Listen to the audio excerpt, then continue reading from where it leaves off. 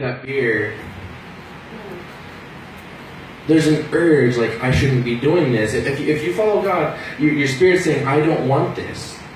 So the spirit is trying to take you away from something, but your spirit is giving up. When, like my mom said earlier, when you're playing with a kid and he shoots and you just play dead. When the devil throws something at you, you give up.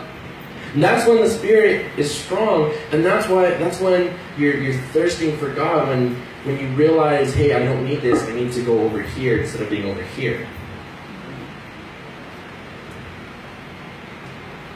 And let's go back to Psalm 63, verse 9. I'm doing a lot of jumping today. And verse 9 says, 63, verse 9. Back to where we started.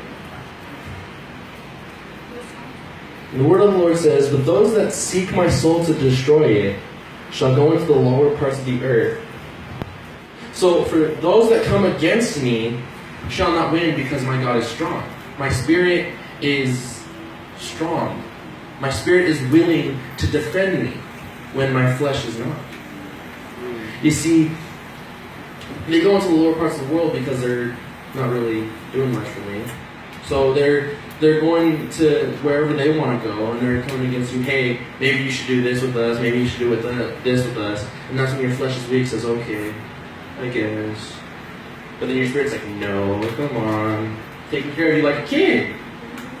I mean, how many know when you got a kid, you're like, no, don't do that. You gotta take them away. They're looking at the toys at the store.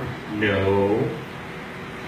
So your flesh becomes weak, and your soul's like, no, we gotta go this way. God is this way, not that way.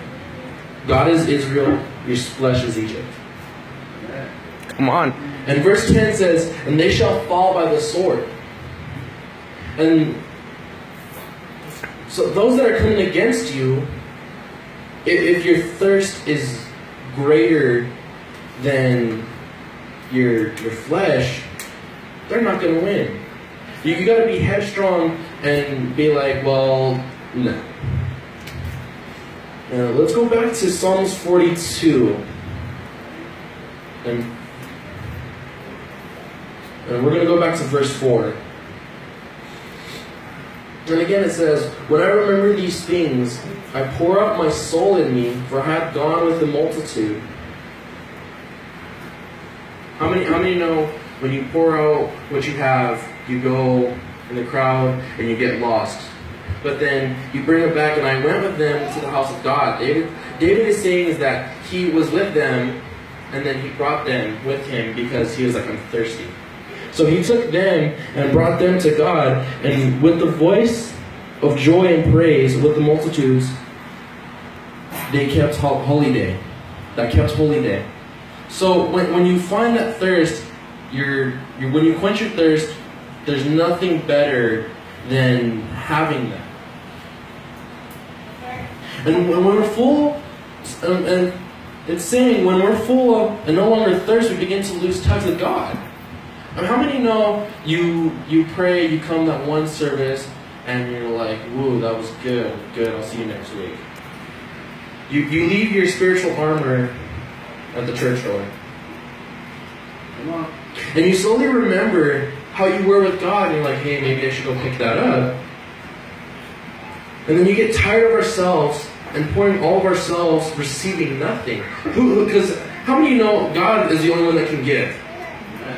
I mean, when you're working, it's not you that got the job, it's God that opened that door for you.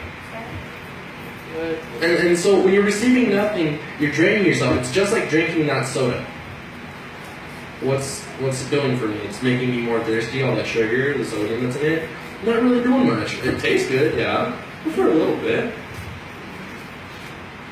And then once you realize that it's no longer what you need, you begin to thirst for more of the presence of God, and you cry out, why have you forgotten me? But whose fault for walking away? God will stay right here, and we'll be right here, but hey, there's a party over here, okay. And God stays. It's not God that goes millions of miles away. It's you that turn your back. Come on. And being still with no movement, praying, "Oh, fill me, Lord, give me anew and renew my thirst." That's when you say, "Hey, I'm done.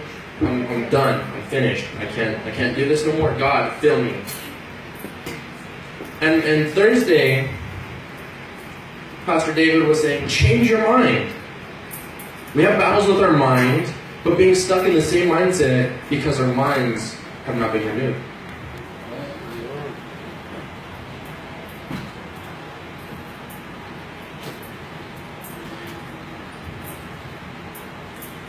And in Psalms 42 verse 6 says, "O my God, my soul is cast down within me.